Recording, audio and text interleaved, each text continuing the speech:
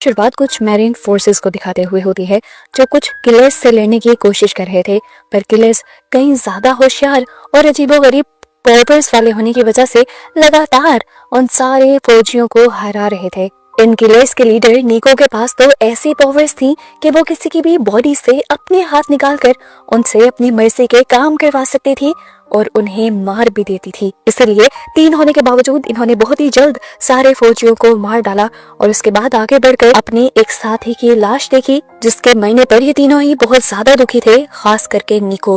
और निको अपने साथी के मरने का बदला लेना चाहती थी।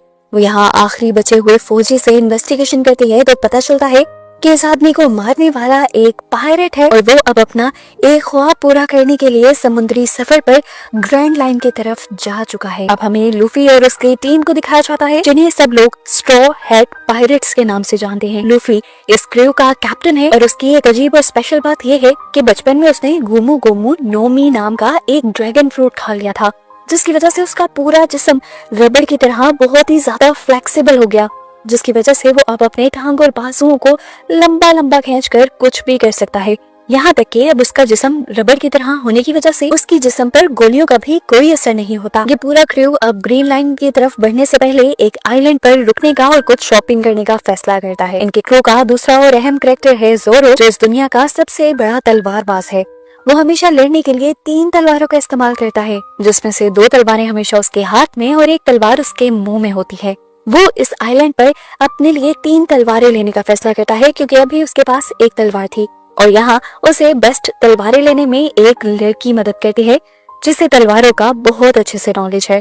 खैर, अब हम स्ट्रॉ हैट पायरेट्स की तीसरी क्रू मेंबर से मिलते हैं, जो कि है नामी, और वो उनकी शिप पर एक नेविगेटर का काम करती है, यानी वो अपने जहाज को रास्ता बताती है और रास्तों और नक्शों के साथ साथ वो मौसम को समझने में भी बहुत माहिर है। नेविगेटर होने से पहले वो एक चोर हुआ करती थी और इस आइलैंड में आकर वो अपनी चोरी का काम जारी रखती है। और इसी आइलैंड पर हम देखते हैं कि बहुत से लोग लूफी के पीछे पड़ जाते हैं, क्योंकि लूफी को पकड़ने के ऊपर बहुत बड़ा इनाम रखा है गवर्नमेंट ने। लेकिन लूफी को कोई डर नहीं, वो तो एक महान पायरेट जैसा बनना चाहता है, जो पहले से ही दुनिया में बहुत ज्यादा मशहूर है। वो तो इस आइलैंड में जाकर स्पेशल उस जगह को भी देख कर आता है जहाँ पर उसके रोल मॉडल पायरेट को फांसी दी गई, और यहीं पर अब एक आदमी उसको बातों में बहला फुसलाकर यहाँ से ले जाता है। वो उसे एक मेले भी लेकर आया था, जहाँ पर पहले ही उसके लिए ट्रैप सेट किया हुआ था। यहाँ पर लूफी की टोपी, जिसके नीचे एक कटा हुआ हाथ उसे कंट्रोल कर रहा था, वो उठकर कहीं और चली जाती है और वो जब उसे पकड़ने के लिए जाता है तो पहुंच जाता है अपने दुश्मनों के दरमियान। अब यहाँ जो लड़की उसे पकड़ना चाहती थी, लूफी जब अपना हाथ लंबा करके उसको मारने की कोशिश करता है तो उसका हाथ उसके ऊपर से स्लिप हो जाता है और वो लड़की बताती है कि बचपन में मैंने स्लिप फ्रूट खाया था, जिसकी वजह से मेरे ऊपर होने वाला हर हमला स्लिप हो जाता है। ये बात लूफी को बहुत मजे की लगती है और वो सोचता है कि इनसे लड़ने में तो बहुत मजा आने वाला है। अब इस सारे चक्कर में उनकी लड़ाई शुरू हो जाती है। लूफी थोड़ा कमजोर भी था, इसी वजह से बेचारा काफी मार खा लेता है और इस लड़की का जो लीडर है वो लूफी को पकड़कर उसे एक ऐसी हथकड़ी बांध देता है, जिसकी वजह से लूफी अब अपने हाथ और पांव को खींचकर लंबा करने की पावर को यूज नहीं कर पा रहा। इसी सब के दौरान हमें एक नए कैरेक्टर स्मोकर को दिखाया जाता है, जो कि सभी पायरेट्स के खिलाफ है और पायरेट्स को पकड़कर मारना चाहता है। उसे पता चलता है जब कि लूफी उन्हीं के आइलैंड में आया हुआ है, तो वो लूफी को ढूंढने लग जाता है और यहाँ पता चलता है कि वो लड़की जिसने पहले जोरो को तलवारें लेने में हेल्प की थी, वो भी उसी की जासूस थी, जो अपने बॉस को लेकर उन्हें उसी मेले में ले आती है जहाँ लूफी था।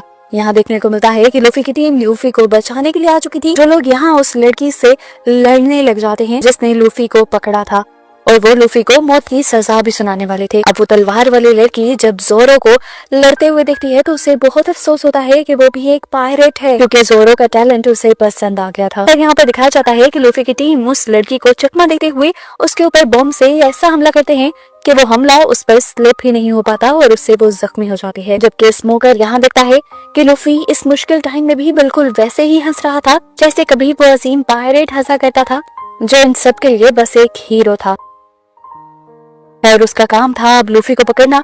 उसकी पूरी टीम अब लूफी की टीम के साथ लड़ने लग जाती है। लूफी अपने आप को बचाने की और सामने स्मोकर को मारने की काफी कोशिश करता है, पर यहाँ पर हमें पता चलता है कि स्मोकर के पास भी एक पावर है, वो अपने आप को धुएं में बदल सकता है, जिसकी वजह से लूफी का कोई भी हमला उस पर काम नहीं करता, पर वो लूफी को बहुत पटक पटक कर मारता है और बेचारा अपने लंबे हाथ पांव से भी अपने आप को बचा नहीं पाता। अब यहाँ पर संजी, जो कि भी लूफी की ही क्रू का एक मेंबर है, वो भी उसे बचाने की भरपूर कोशिश करता है। लेकिन आखिर स्मोकर जीत जाता है और वो लूफी को पकड़ लेता है और कहता है कि तुम एक पायरेट कहलाने के भी काबिल नहीं हो। वो उसे मारने ही वाला था, पर यहाँ पर स्मोकर का सीनियर आकर उसे कहता है, नहीं, मुझे नहीं लगता कि अभी लूफी को मारने का टाइम आया है, तुम उसे छोड़ दो। इसी वजह से अब स्मोकर की पूरी टीम यहाँ से चली जाती है और लूफी और उसकी टीम अपने जहाज की तरफ निकल जाते हैं। यहाँ पर हमें दिखाया जाता है कि ताशी यानी वो तलवार वाली लड़की अभी भी बहुत ज्यादा उदास थी, क्योंकि जोरो ने उसे बताया नहीं था कि वो एक पायरेट है। हालांकि लड़ते हुए जोरो ने उससे माफी भी मांग ली थी, पर अभी भी उनके जाने के बाद उसका गुस्सा कम होने को नहीं आ रहा था। और अब ठीक इसी टाइम पर उससे आकर निको मिलती है, जो बेसिकली लूफी की टीम की दुश्मन है। वो ताशी के टैलेंट को जानती है और ताशी को अपनी टीम में डालना चाहती है। जबकि दूसरी तरफ अब हम लूफी की टीम को देखते हैं, जो बहुत ही ज्यादा एक्साइटेड हैं, क्योंकि अपने मिशन के ऊपर वो आ चुके हैं। वो रिवर्स माउंटेन्स के जरिए ग्रैंड लाइन के अंदर दाखिल होने वाले हैं, लेकिन यहाँ किस्मत उनका साथ नहीं देती। यहाँ पर भयानक तूफान आ जाता है, जिसकी वजह से इनकी शिप का नेविगेटर टूट जाता है। शिप को बचाने के लिए लूफी अपने बड़े बड़े हाथों का इस्तेमाल करता है और इनसे पहाड़ियां पकड़ते हुए वो अपने शिप को बैलेंस रखने की कोशिश करता है, पर अचानक उनके सामने एक बहुत बड़ी दीवार आ जाती है। असल में ये दीवार नहीं थी, ये थी एक बहुत बड़ी वेल, जिसका नाम था लबून। वो वेल इनके सामने आते ही अपना बड़ा सा मुंह खोल लेती है और ये लोग ना तो अपनी शिप की स्पीड को कम कर पाते हैं और ना ही मोड़ पाते हैं, जिसकी वजह से इनकी शिप अब सीधा उस वेल के मुंह के अंदर चली जाती है। जबकि लूफी अपने बड़े से बाजू के जरिए अपने आप को पहाड़ी से लटकाकर बचा लेता है, लेकिन इस सब में वो डिसबैलेंस होकर गिर भी गया था और जब उसे होश आया तो उसने देखा वो वेल उसके बिल्कुल सामने ही थी, जिस वेल के पेट के अंदर अब उसकी शिप और उसका पूरा क्रू थे। होश में आते ही वो वेल पर काफी गुस्सा होता है और उस पर हमला करने की भी कोशिश करता है, पर इससे वेल को बस गुस्सा ही आता है। वेल के गुस्से को कम करने के लिए पीछे हमें एक नए कैरेक्टर को दिखाया जाता है, जो कि एक बड़ा सा इंजेक्शन एक कैनन के जरिए वेल के ऊपर मारते हैं और वेल बेहोश हो जाते हैं। उसकी हरकत देखते हुए लूफी समझ आता है कि इस आदमी को वेल के बारे में बहुत कुछ पता है और वो इस आदमी से कहता है कि मेरी शिप और मेरे दोस्त इस वेल के पेट के अंदर हैं और मैं उन्हें बचाना चाहता हूँ और इस काम में आप मेरी मदद करेंगे। वेल के पेट के अंदर हम देखते हैं कि लूफी की टीम को मिलते हैं दो अजीब लोग, एक है मिस्टर नाइन और दूसरी है मिस वेडनेसडे। ये दोनों ही बहुत ही अजीब और बहुत ही ज्यादा ताकतवर हैं।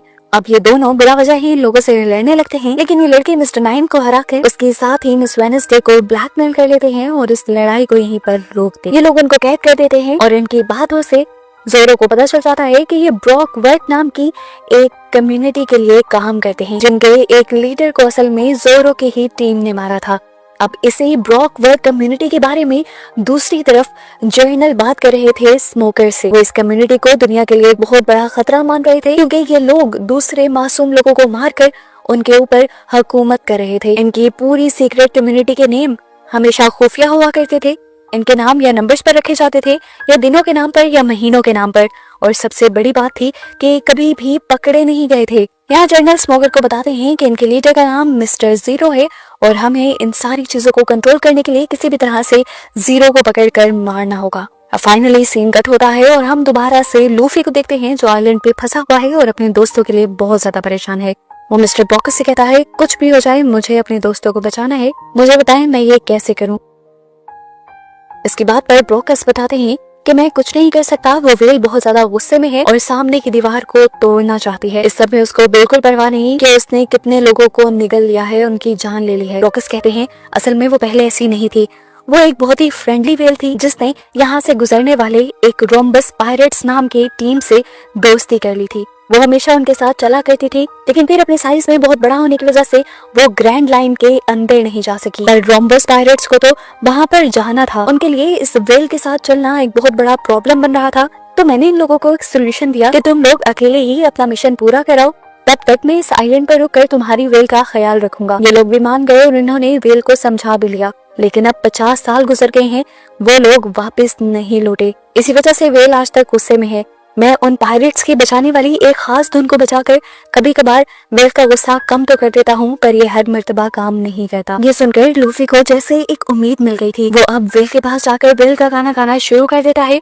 ठीक उसी टाइम पर जब वेल गुस्से में होती है और उसके दोस्तों की जान खतरे में होती है। पहले तो वेल ज्यादा रिस्पॉन्ड नहीं करती, लेकिन जब लूफी गाता रहता है और पूरा गाना गा देता है तो वेल बहुत ज्यादा इमोशनल हो जाती है और उसके दोस्तों को उसके पेट से निकाल देती है और अपने दोस्तों को देखकर वो बहुत ही ज्यादा एक्साइटेड हो जाता है। अब वो इस लबू नामी वेल को अपना दोस्त बना चुके थे और उसके चेहरे पर अपना पायरेट वाला साइन भी बना चुके थे। जिसके बाद लूफी ने लबून से कहा था, अब तुम इन पहाड़ों को तोड़ने की कोशिश नहीं करोगी, नहीं तो हमारी ये दोस्ती की निशानी मिट जाएगी और मैं वादा करता हूँ कि मैं तुम्हारे पुराने दोस्तों की तरह तुम्हें धोखा नहीं दूंगा और जरूर वापस आऊंगा। ये लोग अब अपनी दोबारा ग्रैंड लाइन के ऊपर सफर शुरू कर देते हैं और यहाँ लूफी जाकर मिस वेडनेसडे से मिलता है, जिसको उसके क्रू ने बंदी बनाकर रखा हुआ था। वो वेडनेसडे से बातें करता है और उससे वो ज्यादा खतरनाक नहीं लगती, इसलिए वो उसे खोल देता है। अब ये देखते हुए मिस्टर नाइन को लगता है कि लूफी तो बहुत ही बेवकूफ है, वो उसे भी खोल देगा, लेकिन लूफी ऐसा कुछ भी नहीं करता। इतने में मिस वेडनेसडे इन सबको बताती है कि देखो पास में ही उन्हें एक आइलैंड नजर आ रहा है।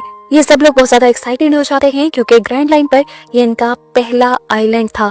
ये लोग जब जश्न मनाने में बिजी थे, उस दौरान मिस वेडनेसडे अपने साथी मिस्टर नाइन को छुड़वाते हुए पानी के अंदर जंप कर देती है और इनके चुंगल से भाग जाती है, लेकिन इनको उनके भागने से कोई फर्क नहीं पड़ता और ये लोग अपनी मस्ती में मगन उस आइलैंड पर पहुंच जाते हैं। अब इस आइलैंड पर पहुंचने पर ये लोग बहुत ज्यादा एक्साइटेड हो जाते हैं क्योंकि इन्हें पता चलता है इस आइलैंड के लोग बहुत ज्यादा मेहमान नवाज हैं और पायरेट्स को बहुत पसंद भी करते हैं और उनकी कहानियां भी बहुत अच्छे से सुनते हैं। बस ये सुनना था कि सभी लोग बहुत ही ज्यादा रिलैक्स हो गए और इस आइलैंड पर पूरी तरह एंजॉय करने लगे, लेकिन जल्द ही इन्हें ये असलियत पता चल गई कि असल में इस आइलैंड के लोग मेहमान नवाज नहीं थे बल्कि बाउंटी हंटर्स थे, जिनका काम था पायरेट्स को पकड़कर मारना। और इस आइलैंड पर इन्होंने हजारों पायरेट्स को मारकर उनकी कब्रें भी बनाई हुई थी। जोरो को जैसे ही ये बात पता चलती है तो वो अकेला ही अपने 3 तलवारों से यहाँ पर सबसे ज्यादा बाउंटी हंटर्स का शिकार करता है, यानी उनसे लड़ता है और उन्हें मारता है। अब मिस्टर नाइन जो सारी लड़ाई देख रहा था वो बहुत ही ज्यादा गुस्से में आ जाता है और अपने बाकी लोगों को बताता है कि हमारे बड़े लीडर मिस्टर 7 को मारने वाले यही लोग। इसकी वजह से लोग और भी ज्यादा जुनून में आ जाते हैं और इन लोगों की लड़ाई और भी ज्यादा भयानक हो जाती है। यही लड़ते हुए इन्हें ब्रॉक्स एजेंट का एक राज पता चलता है कि इनका हर मेंबर अपना नाम इस्तेमाल नहीं करता बल्कि नाम की जगह कोड इस्तेमाल करता है और जिसका कोड नंबर जितना छोटा होता है वो उतना ही ज्यादा ताकतवर भी होता है।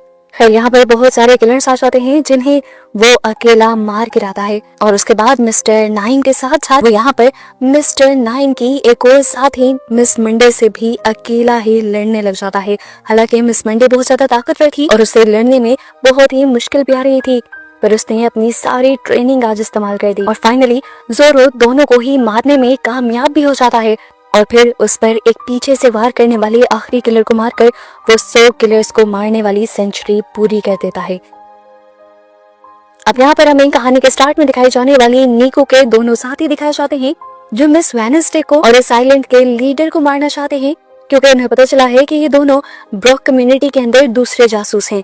अब इस सारी कंफ्यूजन को समझने के लिए लूफी उससे सवाल करता है कि तुम्हें क्यों मारना चाहते हैं जब तुम्हारी टीम के ही लोग हैं। तो यहाँ मिस वेडनेसडे अब उससे और झूठ नहीं बोलती और बता देती है कि मेरा असली नाम वेडनेसडे नहीं है, मैं असल में अल्बास्टा किंगडम की प्रिंसेस वीवी हूँ और ये आदमी मेरा गाइड है। मैं ब्रॉक के इस कम्युनिटी के अंदर इसलिए मिली थी ताकि मैं जान सकूं कि ये लोग मेरे किंगडम को किस तरह बर्बाद करना चाहते हैं और मैं अपने किंगडम को बचा सकूं। वीवी उसे ये भी बताते हैं कि ब्रॉक वर्क का लीडर मिस्टर जीरो है जो दुनिया के 7 वॉरलॉर्ड्स में से एक है और उसका असली नाम सर क्रोकोडाइल है। क्रोकोडाइल के पास सुना सुना नोमी की ताकत है जिसकी वजह से उसका जिस्म रेत में बदल जाता है। वो किसी भी चीज को निचोड़ कर राख बना सकता है और अपने पास रख सकता है। वो हमारे किंगडम अल्बास्टा के ऊपर हमला करना चाहता है, वहाँ पर कहत पैदा करना चाहता है ताकि वहाँ के लोगों को वो मेरे डैड के खिलाफ कर सके और फिर वहाँ मौजूद प्लूटोन की ताकत को हासिल कर सके। वीवी की ये कहानी सुनकर लूफी और उसका क्रू फैसला करते हैं कि वो वीवी की मदद करेंगे, उसे उसके किंगडम में भी पहुंचाएंगे और उसके किंगडम को बचाएंगे भी। ये अब वीवी प्रिंसेस को लेकर अपने दुश्मनों को रिफ्मा देते हुए जाकर अपनी बोट में बैठ जाते हैं, जबकि वीवी का कार्ड आखिरी मिनट तक उनसे लड़ता रहता है पर आखिर में वो उनके एक बॉम्ब के जरिए मारा जाता है और ये देखकर वीवी बहुत ही ज्यादा उदास हो जाती है। अब वही नीको के पार्टनर्स यहाँ पूरे आइलैंड में देखते हैं और उन्हें पता चलता है कि मिस्टर नाइन अभी मरा नहीं था, वो सिर्फ जख्मी था।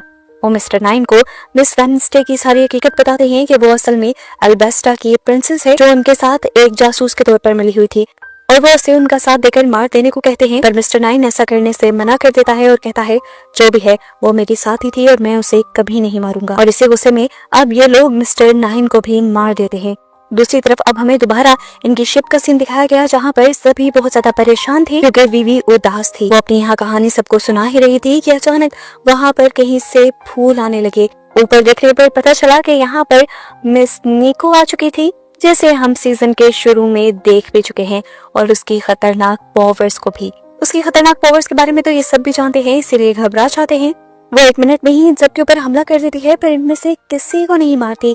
और इंटरेस्टिंग बात ये कि वो इन सब के बारे में एक एक बात जानती थी, यहाँ तक कि ये भी जानती थी कि वीवी एक जासूस की तरह एक दूसरे ग्रुप का हिस्सा बनी हुई थी। खैर ये लोग भी उससे डरते नहीं, और वो इन्हें कुछ वार्निंग्स देते हुए यहाँ से चली जाती है, और साथ में लूफी को ये भी कहकर जाती है कि तुम लिटिल गार्डन नाम के आइलैंड पे तो बिल्कुल ना जाना, वहाँ तुम्हें बहुत से दुश्मन मिल जाएंगे। तुम एक नए आइलैंड पर जा सकते हो, और उसके लिए नेविगेटर मैं दे देती हूँ। पर लूफी उस नेविगेटर को तोड़ देता है और कहता है कि ये मेरा शिप है, मैं इसका कैप्टन हूँ, और मैं ही डिसाइड करूंगा कि ये शिप कहाँ जाएगी। लूफी लिटिल गार्डन पर जाने का फैसला कर लेता है। हालांकि सब लोग उसे समझाते भी हैं कि उन्हें निको और उसकी टीम से डरना चाहिए, क्योंकि उनके पास भी बहुत सारी अजीबोगरीब पावर्स हैं, पर वो नहीं डरता। ये लोग अब फाइनली उस आइलैंड पर पहुंच चुके थे, जो आइलैंड बहुत ही ज्यादा अजीब था और सबसे अलग था। यहाँ के पेड़ पौधे, यहाँ तक के फल भी बहुत ज्यादा बड़े बड़े थे, और यहाँ पर डायनासोर्स भी थे, जिनमें से एक 8 डायनासोर्स थे तो ये लड़ते भी हैं। और इन्हें यहाँ पर 2 जाइंट इंसान भी मिलते हैं, बहुत बड़े बड़े इंसान, जिनका नाम डोरी और ब्रॉगी होता है। अब यहाँ पर नाम ही और उसके एक साथी को एक जाइंट पकड़ लेता है, जबकि लूफी और वीवी को दूसरा जाइंट। पहले पहले तो ये डरते भी हैं, पर इन्हें पता चलता है कि ये जाइंट उन्हें नुकसान पहुंचाना नहीं चाहते, बस उनसे कुछ बातें करना चाहते हैं। ये जाइंट इन सबको बताते हैं कि दोनों जाइंट यहाँ पर लड़ने के लिए आए हैं एक दूसरे आइलैंड से। ये लोग सालों से एक दूसरे से लड़ रहे हैं, और इन्हें तो अब ये भी याद नहीं कि इनकी लड़ाई शुरू किस वजह से हुई थी। पर ये दोनों ईमानदारी से लड़ते हैं, और इसी वजह से आज तक जीत नहीं पाए, क्योंकि दोनों एक जितनी ताकत रखते हैं। अब यहाँ पर हमें दिखाया जाता है कि उनके 2 दुश्मन जो पहले उनके पीछे पड़े हुए थे, वो भी इसी आइलैंड पर पहुंच चुके थे, और इन्हें यहाँ आकर मिस्टर 3 नाम का एजेंट भी मिलता है, जो उन्हें बताता है कि मैं तुम्हारे मिशन में तुम्हारी मदद करने के लिए आया हूँ, क्योंकि हम दोनों की मंजिल एक है, लूफी के एक गैंग को मारना। और इस सब के लिए मेरी एक साथी तो यहाँ पर काम भी शुरू कर चुकी है। हमें दिखाया जाता है कि एक लड़की यहाँ पर इन लोगों के जिस्म पर अजीबोगरीब रंगों से निशान बनाकर इनके इमोशंस को कंट्रोल कर लेती है। जबकि अब हमें मिस्टर 3 के बारे में थोड़ा और पता चलता है कि उनके पास डूरू डूरू नोमी नाम की एक ताकत है, जिससे वो अपने जिस्म से मोम यानी वैक्स निकाल सकते हैं। ये वैक्स जमने पर लोहे से भी ज्यादा सख्त हो जाती है। खैर इधर दिखाया जाता है कि अब उन बड़े बड़े जाइंट्स की आपस में लड़ाई शुरू हो जाती है, और वो लड़ने से पहले एक दूसरे को रिस्पेक्ट भी देते हैं। पता चलता है कि वो बहुत अच्छे वॉरियर थे, और लड़ने से पहले ऐसे ही एक दूसरे को रिस्पेक्ट दिया करते थे। लड़ाई से पहले ये दोनों अपनी अपनी ड्रिंक भी पीते हैं, और पता चलता है कि यहाँ लूफी के दुश्मनों ने एक जाइंट की ड्रिंक के अंदर कुछ बॉम्ब मिला दिए थे, जिसका असर कुछ देर बाद लड़ाई के दौरान होता है। वो जाइंट जब एक बल्ब लेता है तो उसके मुंह से धुआं निकलता है। उसके कमजोर होने पर जब दूसरा जाइंट उसके ऊपर हमला करता है तो वो जाइंट मारा जाता है। यहाँ पर इन लोगों को ये बात समझ आ जाती है कि ये लड़ाई चीटिंग से हुई है, और ये लोग ये बात दूसरे वॉरियर को बता भी देते हैं, और दूसरा वॉरियर बहुत ही ज्यादा उदास हो जाता है, क्योंकि चीटिंग से जीती हुई जीत असली जीत नहीं थी।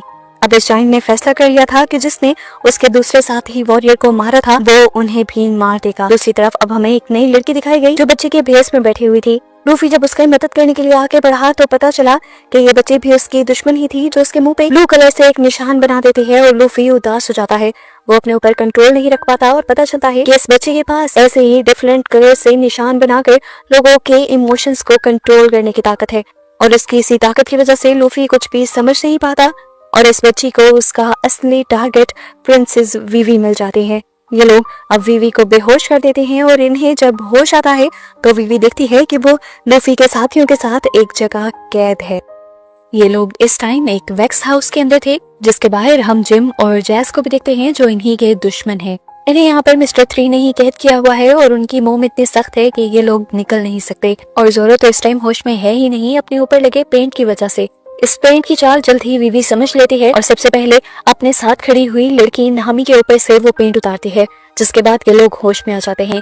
दूसरी तरफ हमें दिखाया जाता है कि लूफी भी उसी पेंट की वजह से होश में नहीं था, और वसु को उसे होश में लाने की कोशिश कर रहा था। उसे बता रहा था कि हमारे दोस्त मुश्किल में है, खतरे में है, वो अकेला उनसे नहीं लड़ सकता था, इसीलिए अब वो उस जाइंट की तलाश में चला जाता है जो जिंदा बच गया था। जबकि हमें जाइंट को दिखाया जाता है जो भी अब मोम का एक पुतला बना हुआ है, वो भी मिस्टर 3 की वजह से। जबकि यहाँ दूसरी तरफ सेंजी जो इन्हीं का साथी है वो उसी वैक्स हाउस को ढूंढ लेता है, लेकिन यहाँ की तलाशी लेने पर उसे अपने साथी यहाँ मिलते नहीं। मिस्टर 3 असल में उन्हें बाहर ले गया था और अपने मोम के बनाए बड़े से केक के ऊपर उसने उन सबको खड़ा किया हुआ था। ऊपर उसने कैंडल्स जला दी थी और अब मोम आहिस्ता आहिस्ता पिघल कर उन सबको भी मोम के पुतलों में बदल रहा था और वो इनके तड़पने का बहुत ही फायदा उठा रहा था, मजे ले रहा था। लेकिन जब वो नोटिस करता है कि जोरो को तो कुछ भी नहीं हो रहा, वो तो हंस रहा है, तो उसे भी समझ आ जाती है कि जोरो पेंट के असर में है। वो जोरो का भी पेंट उतार देता है और उसके बाद जोरो गुस्से में आ जाता है। वो अपनी तलवार से इस मोम को तोड़ने की कोशिश भी करता है पर सब नाकाम था। अब सांझे इस टाइम जिस घर के अंदर था वहां पे एक फोन बजता है। ये मिस्टर 0 थे जो मिस्टर 3 से पूछ रहे थे कि क्या तुमने लूफी के लोगों को मार दिया। अब सांझी मिस्टर 3 बन के कहता है हाँ मैंने मार दिया। तो मिस्टर 0 बताते हैं कि मैंने उनकी लाशें खाने के लिए अपने 2 मॉन्स्टर्स यहाँ पे भेजे हैं। वो बाहर जाकर देखता है तो मॉन्स्टर बड़े बड़े और ड्रैगन्स पर उड़ते हुए आ रहे थे और जैसे ही वो संजय को देखते हैं उनके ऊपर हमला करने लग जाते हैं। सांजी भी यहाँ पर हिम्मत दिखाता है और उनको पकड़ पकड़ कर बहुत बुरे तरीके से मारता है अपने पाँव से। इस लड़ाई में वो खुद भी जख्मी हुआ था, लेकिन फिर उसने हिम्मत करते हुए दोबारा से मिस्टर 0 को कॉल मिलाई और कहा अरे तुम्हारे मॉन्स्टर तो काफी बेकार निकले।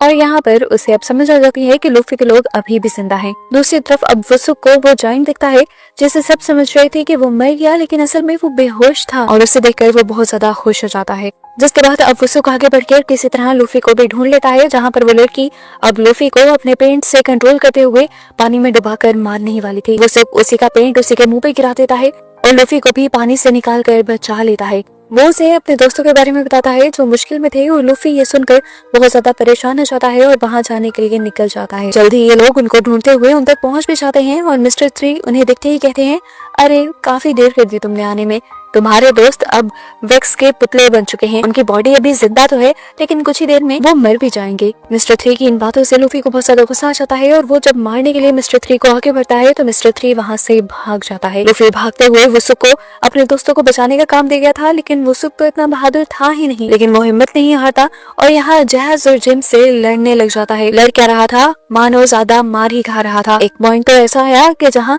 हमें लगने लगा कि वसुक जानबूझकर उनके जोर जोर के पंच खा रहा है और ये बात सच भी थी। असल में उनके पंच वसुक को चोट कम पहुंचा रहे थे, यहाँ ये मोम का स्टैचू ज्यादा तोड़ने में काम कर रहे थे, जिसके टूटने की वजह से अब उसके दोस्त आजाद हो गए थे। दूसरी तरफ हमें लूफी और मिस्टर वैक्स को लड़ते हुए दिखाया जा रहा था। मिस्टर वैक्स ने अपने बहुत सारे और स्टैचू बना लिए थे और लूफी को समझ नहीं आ रही थी कि इनमें से असल वाला कौन है। वो सबके ऊपर पंच करता है पर कोई भी नहीं टूटता और इतने में पीछे से मिस्टर वैक्स आकर उसी के ऊपर उल्टा हमला कर देता है और फिर वो वहां से बचकर डोरी जाइंट के गार में चला जाता है। उसका पीछा करने पर लूफी ने देखा कि डोरी को भी इस आदमी ने वैक्स के पुतले में बदल दिया था, इससे पहले कि वो जाइंट के लिए कुछ करता। यहाँ पर मिस्टर 3 आकर उसके भी हाथों को वैक्स में बंद कर देता है और ये देखकर उसे इतना गुस्सा आता है कि अब वो अपना वैक्स वाला हाथ ही बड़ा करते हुए उसे इतनी जोर से मारता है कि वो यहाँ से दूर चला जाता है। उसके बाद वो इसी हाथ के जरिए जाइंट को भी आजाद करवा देता है और पहाड़ पर ये वैक्स मारकर इस वैक्स को तोड़कर आजाद होकर अपने दोस्तों के पास आ जाता है। जैज और उसके साथी को तो इन लोगों ने मारकर भगा दिया था और लड़ते हुए उनके हाथ से एक नेविगेटर गिर गया था जो कि एल्बास्टर किंगडम का था, जहाँ पर वीवी को इन्हें लेकर जाना था।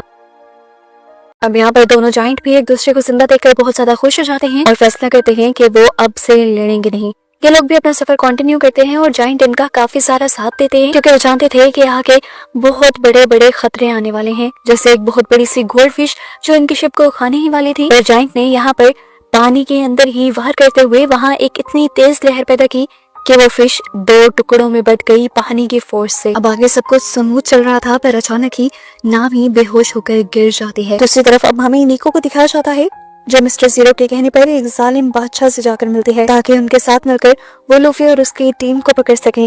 वो बादशाह उससे कहता है मैं तुम्हारे मकसद में मदद क्यों करूंगा। तो इस बात पर निको उसे एक ऐसा ड्रैगन फ्रूट खाने के लिए देती है जिसकी वजह से उसकी बॉडी में एक अजीब पावर आ जाएगी। दूसरी तरफ बोट पर हमें दिखाया जाता है कि 4 दिन गुजरने के बाद नामी को होश आ जाता है और पता चलता है कि कुछ काटने की वजह से जहर उसके पूरे जिस्म में फैल गया है। ये लोग जल्द ही मदद को ढूंढना चाहते हैं पर अभी तक आसपास इन्हें कोई आइलैंड नहीं दिखा और ये लोग अब एक बर्फानी इलाके में भी पहुंच चुके हैं। यहाँ पर इनकी किस्मत चल जाती है और इन्हें करीब ही एक आइलैंड दिख जाता है जिसके बारे में वीवी जानती थी। ये ड्रम किंगडम था। यहाँ के लोग बहुत अच्छे थे और वो जानती थी कि यहाँ पर बहुत सारे डॉक्टर्स भी होते हैं, पर वो अंदर जाने से पहले एक शर्त रख देती है कि किसी को भी मेरे बारे में पता नहीं चलना चाहिए, क्योंकि पहले ड्रम किंगडम और हमारा किंगडम दुश्मन हुआ करते थे। अब वो जब वीवी से रीजन पूछते हैं तो रीजन जानने के लिए कहानी पास्ट में चली जाती है। हमें वर्ल्ड ऑर्गेनाइजेशन की एक मीटिंग दिखाई जाती है जहाँ पर हम छोटी वीवी को देखते हैं। उसी मीटिंग के अंदर असल में वेपल की यानी इस किंगडम के राजा की और उसके डैड की बहुत बड़ी बहस हो गई थी, लड़ाई हो गई थी। सीन्स दोबारा प्रेजेंट में आते हैं और ये लोग उस किंगडम के दरवाजे के बाहर खड़े होते हैं, पर कोई इन्हें अंदर नहीं आने देता। यहाँ तक कि इनकी लड़ाई तक की नौबत आ जाती है, पर वीवी इन सबको समझाती है कि हमें आराम से काम लेना होगा। डल्टन नाम के एक आदमी के बाहर आते ही वो उससे भीख मांगती है कि उनकी साथी को इलाज की जरूरत है, इसीलिए वो उनको अंदर तो ले लेता है, पर बताता है कि अब यहाँ पर कोई भी डॉक्टर काम नहीं करता, क्योंकि यहाँ का जालिम राजा यहाँ पर हमला होने पर यहाँ के सभी डॉक्टर्स को निकाल कर ले गया और अपनी आवाम को यहाँ मरने के लिए छोड़ गया, और तब से मैं ही इन सब लोगों की हिफाजत करता हूँ। ये खबर सुनकर ये लोग बहुत ज्यादा अफसोस में चले जाते हैं, पर ये आदमी बताता है ज्यादा डरने की बात नहीं, उस चोटी के ऊपर आज भी एक विच रहती है और वो डॉक्टर भी है, वो जरूर उनका इलाज कर देगी। विच का नाम सुनते ही पहले तो ये लोग डर जाते हैं, पर लूफी फैसला करता है कि वो ज्यादा देर नहीं करेगा और इलाज करवाने के लिए लंबा रास्ता तय करने के बजाय अपने साथी को गोद में उठाते हुए इस सीधी चट्टान के ऊपर चढ़ेगा। सिंकट होकर दूसरी तरफ हमें स्मोकर और ताशी को दिखाया गया, जो ब्रॉक की टीम के साथ साथ लूफी और को भी पकड़ना चाहते थे। एक आइलैंड में सब लोगों का पीछा करते हुए उन्हें वहां पर कुछ किलर्स मिल जाते हैं, जिनके साथ ताशी लड़ती तो है लेकिन ताशी उसे मारती नहीं, और स्मोकर इस बात पर उसे शाबाशी देता है। पता चलता है कि ये मिस्टर 11 था, जिसे अब पकड़कर ये लोग मिस्टर 0 का यानी उनके लीडर का पता चलाने वाले थे। अब यहाँ पर हम वीवी और डल्टन को दोबारा एक साथ देखते हैं और पता चलता है कि ये लोग पहले भी मिल चुके हैं उसी मीटिंग के अंदर, जब वीवी छुपकर उस सारी मीटिंग को सुन रही थी, जबकि उसके गार्ड ने उसे ऐसा करने से मना भी किया था, पर क्योंकि उसे लगता था कि वो अगली इस किंगडम की शहजादी बनेगी तो उसे हर चीज का पता होना चाहिए। इस दौरान वेपल, वो बुरा बादशाह वीवी के डैड से लड़ चुका था, वो गुस्से में जब बाहर आता है तो उसे वीवी नजर आ जाती है और वो वीवी को गुस्से में थप्पड़ मार देता है। वीवी का गार्ड उसका बदला लेने के लिए आगे आता है तो वीवी इस लड़ाई को यहीं रोक देती है, क्योंकि वो जानती थी कि अगर लड़ाई आगे बढ़ी तो जंगों तक चली जाएगी। और उस दिन डेल्टा को पता चला था कि ये बच्ची बहुत ही ज़हीन है। इस टाइम हमें दिखाया जाता है कि वीवी बहुत ज्यादा परेशान है, क्योंकि ये किंगडम दुनिया का बेस्ट किंगडम हुआ करता था और यहाँ की दवाइयाँ पूरी दुनिया में मशहूर थी, और अब यहाँ के अपने लोग इलाज के लिए तरस रहे थे। वो अब अपने किंगडम को बचाने के साथ साथ इस किंगडम के लिए भी कुछ करना चाहती थी। सीन कट होकर दूसरी तरफ दोबारा हमें लूफी को दिखाया गया, जो तो ऊपर चढ़ ही रहा था हिम्मत करके, पर सांजी की अब हालत खराब हो गई थी। वो हिम्मत खो बैठता है और नीचे गिरने ही वाला होता है, पर ठीक वक्त पर लूफी उसे देख लेता है और अपनी गर्दन को लंबा करते हुए अपने मुंह से उसे खींच करके पहाड़ी के ऊपर फेंक देता है, और फिर ये लोग खुद भी वहां आ जाते हैं। इनके सामने अब वो महल था, लेकिन इनके अंदर इतनी भी ताकत नहीं थी कि ये वहां से आगे बढ़ सकें। इनके सामने इस टाइम एक मॉन्स्टर आया और लूफी ने बेहोश होने से पहले उससे मदद मांगी, जिसके बाद सीन यहीं पर कट हो गया। कुछ देर बाद इन्हें होश आया तो ये लोग एक घर के अंदर थे। नामी को सबसे पहले यहाँ पर एक छोटा सा जानवर नजर आता है, जो उसे देखते ही छुप जाता है। हम देखते हैं कि वो छोटा सा जानवर बिल्कुल किसी इंसान की तरह बोल सकता था, और वो अब उस विच के साथ मिलकर नामी की दवाइयों को डिसाइड करने लगता है। ये लोग बताते हैं कि किसी जानवर के काटने की वजह से तुम्हारी पूरी बॉडी में जहर फैल चुका है और अब तुम्हें ठीक होने तक ही यहीं रहना होगा। इसी दौरान यहाँ पर भागता हुआ लूफी आता है, जो घबराते हुए इन्हें बताता है कि ये विच मुझे खाना चाहती है, उसने इतने दिन से मुझे पानी के अंदर डालकर रखा हुआ था। तो यहाँ पर वो छोटा मॉन्स्टर बताता है कि वो सब तुम्हारी जान बचाने के लिए था, तुम ठंड से मर रहे थे और तुम्हारी बॉडी के टेम्परेचर को नॉर्मल करने के लिए ही तुम्हें गर्म पानी में रखा गया था। इस छोटे से क्यूट से मॉन्स्टर को बोलता हुआ देखकर लूफी बहुत ज्यादा एक्साइटेड हो जाता है, बिल्कुल किसी बच्चे की तरह। अब वो इस मॉन्स्टर के बारे में इस डॉक्टर से सवाल करता है तो मॉन्स्टर बताती है कि ये कहानी बहुत पुरानी है। उसकी कहानी के साथ ही सीन्स पास्ट में चले जाते हैं और हमें एक बड़ी से मॉन्स्टर को भागते हुए दिखाया जाता है, जो इंसानों की गोलियों से बचते हुए जंगल की तरफ जा रहा था। वो लेडी बताती है कि उसी जंगल के अंदर उस टाइम मैं भी थी और हीरो नाम का एक डॉक्टर भी था। हम लोग वहाँ पर छुपते फिर रहे थे, क्योंकि बादशाह वहाँ के सभी डॉक्टर्स को किंगडम से निकाल रहा था। इस टाइम हम लोगों ने डिसाइड किया कि हम दोनों अलग अलग डायरेक्शंस में जाएंगे, ताकि कम से कम एक डॉक्टर तो इस किंगडम में बच सके। हमारे इसी बातों के दौरान हमें उस मॉन्स्टर के भागने की और गोलियों के चलने की आवाज आई, और हीरो ने जब उस मॉन्स्टर के पांव के निशानों का पीछा किया तो देखा कि वो निशान चलते चलते छोटे होते जा रहे थे और उन निशानों के खत्म होने पर उन्हें ये छोटा सा मॉन्स्टर मिला। इन्होंने उसका नाम चॉपर रखा और फिर हीरो ने उसे अपने साथ रख लिया। कुछ दिन बाद डॉक्टर हीरो को पता चला कि चॉपर बोल भी सकता है। उसके बोलने की पावर से डॉक्टर भी बहुत ज्यादा हैरान हुए थे। खैर वो ये बात समझ गए थे कि जरूर उसने कोई ड्रैगन फ्रूट खाया होगा। अब चॉपर भी डॉक्टर को बताता है कि ये लोग मुझे इसीलिए मार रहे थे क्योंकि मैं उनके सामने बोलने लग गया था। वक्त गुजरता रहा और ये दोनों एक दूसरे से बहुत ज्यादा अटैच हो गए। हीरो के पास जितना भी नॉलेज था पायरेट्स का, इस दुनिया का, और साथ ही साथ डॉक्टर होने का और दवाइयां बनाने का, उसने ये सारी चीजें साथ ही साथ उस बच्चे को सिखा दी।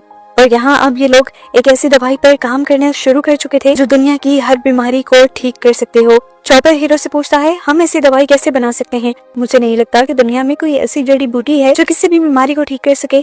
तब हीरो ने उसे बताया कि ऐसी एक दवाई है। एक मर्तबा जंग के दौरान कुछ लोग एक खास जंगल से गुजर रहे थे। वहां पर एक आदमी जो बहुत ज्यादा बीमार था और जख्मी भी था, एकदम से उसके ऊपर चेरी ब्लॉसम की बारिश होने लगी। और जब वो कुछ अर्से बाद अपने घर वापस लौटा तो उसे पता चला कि वो बिल्कुल ठीक हो चुका था। यानी चेरी ब्लॉसम ही वो जड़ी बूटी थी जो सारी बीमारियों को ठीक कर सकती थी। लेकिन अकेली नहीं, चेरी ब्लॉसम के अंदर डेथ वैली से लाए हुए एक मशरूम को भी मिलाना पड़ता था, जिसे लाना तकरीबन नामुमकिन था। कुछ अर्से बाद चॉपर को एक भयानक हकीकत ये पता चली कि हीरो खुद ही बीमार था और वो उस दवाई को सबसे पहले खुद के लिए इस्तेमाल करना चाहता था। लेकिन फिर दिन गुजरते रहे और उसके अंदर उम्मीद खत्म हो गई कि वो दवाई बना पाएगा। उसके जब मरने के दिन करीब आ गए तो उसने चॉपर को घर से बाहर निकाल दिया क्योंकि वो नहीं चाहता था कि चॉपर उसे मरता हुआ देख ले। चॉपर ने कई दिन तक दरवाजे पे खड़े होकर उसके दरवाजा खोलने का इंतजार किया, पर हीरो उसके लिए अपने दिल में रहम नहीं ला सका। कुछ दिन बाद जब वो विच डॉक्टर उसे देखने के लिए आई तो वो भी उसकी हालत को देखकर बहुत ज्यादा परेशान हो गई और उस पर गुस्सा करने लगी। वो हीरो से इसलिए भी नाराज थी कि उसने चॉपर को बेघर कर दिया था। और हीरो कहता है, मेरे पास इसके अलावा कोई रास्ता नहीं था। अब वो अपना पायरेट्स वाला फ्लैट और कुछ और चीजें इस विच को देता है और उससे वादा लेता है कि तुम मेरे चॉपर का ध्यान बहुत अच्छे से रखोगी। लेकिन यहाँ पर ये विच इस चीज से मना करके वहां से चली जाती है। दूसरी तरफ हमें दिखाया गया कि हीरो अब उस दवाई को बनाने में कामयाब हो ही गया था जो चेरी ब्लॉसम के फूलों से बननी थी। उसी दिन अब थका हारा चॉपर इस घर के अंदर वापस आया।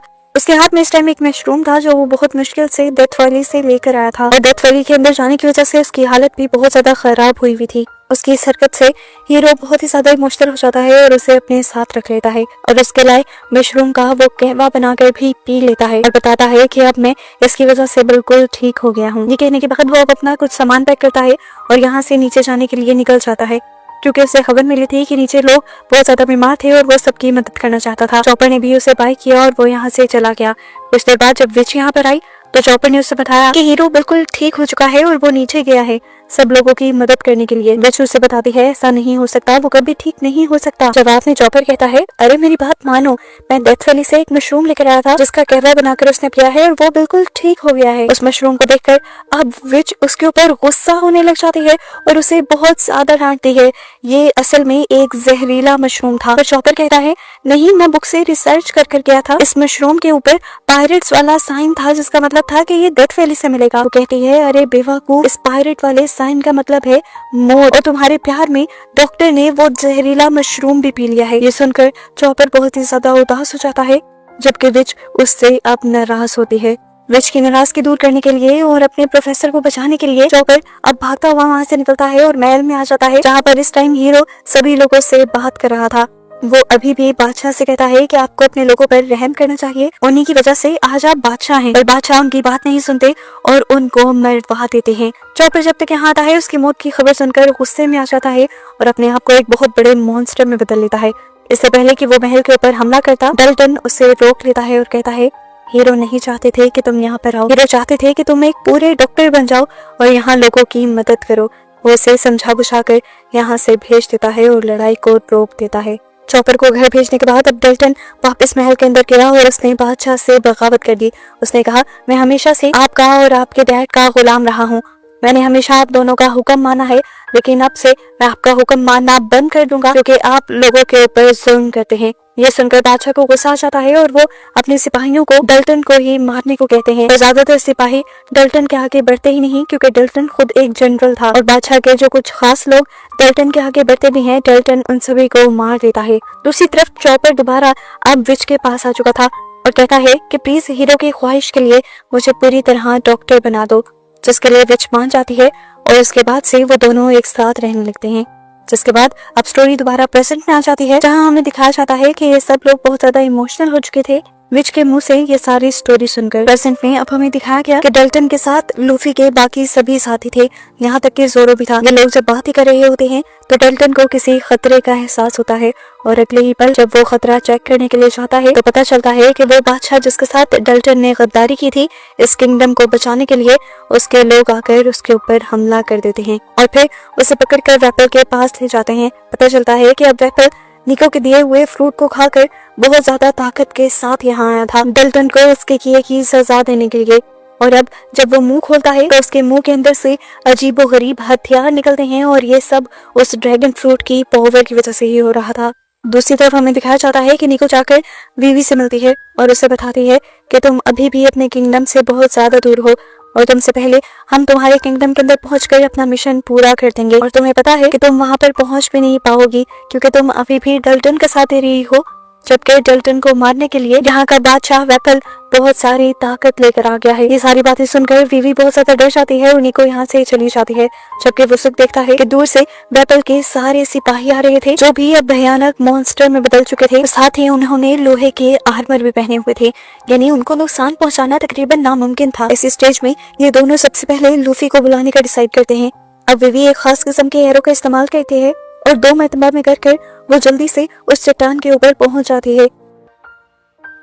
वीवी जब ऊपर आकर सबको सारे खतरे के बारे में बताती है तो लूफी के अलावा सारे डर जाते हैं, पर लूफी को कोई डर नहीं था। वो लड़ाई के लिए तैयार हो जाता है और विच से मदद भी मांगता है, पर विच कहती है मैं इस लड़ाई में नहीं आने वाली। वेपल तो पहले से ही बहुत ज्यादा खतरनाक था और अब तो वो ड्रैगन फ्रूट खाकर पता नहीं क्या बन गया होगा। यहाँ चॉपर उसे समझाने की कोशिश करता है कि लोगों की मदद करना तो डॉक्टर का फर्ज होता है, लेकिन विच यहाँ किसी की बात नहीं सुनती। अब विच जहाँ पर गई थी उसे वहाँ पर डल्टन जख्मी मिल जाता है, लेकिन वो देखती है कि डल्टन अभी भी हिम्मत कर खड़ा हो रहा था। विच उससे पूछती है कि तुम कहाँ जा रहे हो और क्या करना चाहते हो। डल्टन उसे बताता है मैं आज भी अपने लोगों को बचाना चाहता हूँ। विच उससे कहती है अरे मेरे सामने तो झूठ का नकाब उतार दो, मैं जानती हूँ कि तुम्हारी वजह से हीरो मरा था। डल्टन कहता है मैं मानता हूँ वो मेरी गलती थी, लेकिन मैं उस टाइम भी अपने लोगों को बचाना चाहता था, उस टाइम भी मैंने इसीलिए गद्दारी की थी और आज भी मैं अपने लोगों को बचाना चाहता हूँ। ये कहते ही वो वहीं पर बेहोश होकर गिर जाता है और विच जो कि इस लड़ाई में पड़ना ही नहीं चाहती थी, मजबूरन उसे अब डल्टन की मदद करनी पड़ती है। दूसरी तरफ हमें दिखाया गया कि वेपल अब वीवी को मारने के लिए सबसे पहले इसी टॉवर के अंदर आ गया था। असल में निको के साथ उसका यही कॉन्ट्रैक्ट हुआ था कि वो सबसे पहले लूफी के ग्रुप को मारेगा और फिर वीवी को मारेगा। वो जैसे ही वीवी के ऊपर हमला करने ही वाला होता है, लूफी उसे अपने बड़े से हाथ से बचा लेता है, जबकि नीचे किंगडम में हमें बहुत ही बुरा हाल दिखाया जाता है। बड़े बड़े मुंह वाले, 2-2 सरों वाले, 2-2 जिस्मों वाले मॉन्स्टर यहाँ अटैक करने लग जाते हैं, लेकिन खुद उनके ऊपर किए गए किसी हमले का उन मॉन्स्टर्स पर असर नहीं हो रहा। यहाँ जोरो और सारे किंगडम वाले अपनी आजादी के लिए इन सब से लड़ रहे थे, पर कोई फायदा नहीं था। पीछे से वुसुक भी सभी लोगों की मदद करते हुए मॉन्स्टर्स पर आके गोले फेंकता है, पर मॉन्स्टर उस सब के बावजूद भी बच जाते हैं। सीन्स दोबारा उसी ऊपर वाले महल का दिखाया गया, जहाँ पर वेपल सबसे पहले लूफी को ही मारना चाहता था, जिसके लिए वो अपना मुंह बहुत ज्यादा बड़ा कर लेता है और अपने मुंह के अंदर एक तोप भी निकाल लेता है। इससे पहले वो हमला करता, लूफी अपने हाथ को बड़ा करते हुए उसके मुंह को बंद करने की कोशिश करता है, पर नाकाम रह जाता है। तोप का गोला चलने ही वाला था, लूफी मरने ही वाला था, पर ठीक वक्त पर वीवी वहां जाती है और उसके मुंह को रस्सी डालकर बंद कर देती है। तोप का गोला उसके मुंह के अंदर ही चल जाता है और वो जख्मी हो जाता है। वो छोटा मॉन्स्टर चॉपर अब अपने बड़े वाले रूप में आकर नीचे किंगडम के लोगों का साथ देने लग जाता है। अब ऊपर महल में जहाँ सबको लग रहा था कि वेपल मर गया, वो देखते हैं कि वेपल दोबारा खड़ा हो जाता है और लूफी से कहता है तुम बड़े पायरेट बने फिरते हो, मैं किसी पायरेट से नहीं डरता, सबसे पहले तो मैं तुम्हारे उस झंडे को गिराऊंगा। ये कहते ही वो उस झंडे के ऊपर अपने तोप का गोला चलाने ही वाला था, पर लूफी उड़कर उसके सामने आकर अपने झंडे को बचा लेता है। वहां पर एक बहुत बड़ा धमाका होता है और सब शॉक में रह जाते हैं, क्योंकि सबको लग रहा था कि लूफी मर गया। पर कुछ ही सेकंड बाद एक सरप्राइज मिलता है कि लूफी जिंदा था और वो वेपल से कहता है कुछ भी कर लेते पर ये हरकत ना करते, अब देखो इसका अंजाम क्या होगा। ये कहते हुए वो वेपल की तरफ बढ़ता है और उसे एक जोरदार पंच करते हुए इस हवेली से गिरा देता है। ऊंचाई से गिरते हुए वो बुज़दिल बहुत ही ज्यादा कमजोर हो गया था और उसके कमजोर होते ही उसकी ताकत से यहाँ पर जितने भी उसके सिपाही मॉन्स्टर बने हुए थे और शहर में तबाही फैला रहे थे, वो भी आम इंसान बन जाते हैं और बाकी किंगडम के लोगों का उन सिपाहियों से लड़ना आसान हो जाता है। आसान लफ्जों में कहें तो ये किंगडम वाले वेपल के साथ इस जंग को जीत जाते हैं और ये सब लोग बहुत ज्यादा खुश होते हैं क्योंकि लूफी ने एक और मर्तबा जीत को इनकी कदमों में लाकर रख दिया था। इस लड़ाई के बाद अब ये सब लोग एक साथ मिलकर काम करने का फैसला कर लेते हैं, जबकि लूफी और उसकी टीम वापसी के सफर के लिए इरादा कर लेते हैं। लूफी चॉपर को भी अपने साथ चलने को कहता है क्योंकि वो जानता था कि चॉपर को पायरेट्स बहुत ज्यादा पसंद है। चॉपर पहले थोड़ा सा हिचकिचाता है पर वो फिर मान जाता है और विच भी उसे बहुत ही भारी दिल के साथ इजाजत दे देती है। हालांकि वो जानती थी कि अगर चॉपर चला गया तो वो इस दुनिया में अकेली रह जाएगी। सीन कट होकर हमें दोबारा से उस विच को और डल्टन को दिखाया गया जो अब चॉपर के जाने का और हीरो के मरने का दुख मना रहे थे। इस टाइम उस विच के हाथ में वही दवाई थी जो हीरो इस्तेमाल नहीं कर पाया था। वो अब उस दवाई को एक कैनन में डालती है और बादलों में शूट कर देती है, जिसकी वजह से वो दवाई बारिश की तरह पूरे आइलैंड पर बरसने लग जाती है और आइलैंड के सभी लोग ठीक होने लगते हैं। यहाँ तक कि वो दवाई लूफी की शिप पर भी आकर गिरती है और चॉपर इस दवाई को देखकर समझ जाता है कि ये हीरो की ही बनाई हुई दवाई थी। इसलिए अब चॉपर शिप पर बहुत ज्यादा रोने लग जाता है और सब लोग उसे संभालते हैं। जिसके बाद अब वीवी भी काफी उदास थी क्योंकि वो जानती थी कि जल्द ही वो अपने दोस्तों के साथ छोड़ देगी। पर लूफी कहता है, अरे इतना जल्दी ऐसा नहीं होगा, अभी तो हमें बहुत सारे दुश्मनों से लड़ना है, ब्रॉक के सारे लोगों को मारना है और फिर तुम्हारे किंगडम को भी तो बचाना है। तब तक हम बहुत ज्यादा टाइम एक दूसरे के साथ हैं, फिर ही हम अपने मिशन वन पीस को ढूंढने के लिए निकलेंगे। ये सुनकर वीवी बहुत ज्यादा खुश हो जाती है, जबकि दूसरी तरफ हमें स्मोकर को दिखाया जाता है। स्मोकर को मिस्टर जीरो और उसके साथ साथ लूफी की लोकेशन का पता चल जाता है और वो अपने मिशन के लिए निकल जाता है। जबकि अब मिस्टर जीरो को हम निको के साथ देखते हैं। निको और वो मिलकर एल्बेस्टा किंगडम को तबाह करने की प्लानिंग कर रहे थे, जबकि दूसरी तरफ लूफी की टीम उसी किंगडम को बचाने की तैयारी कर रही थी। और इसी तरह बस इन दोनों को दिखाते हुए ये सीजन यहीं पर खत्म हो जाता है।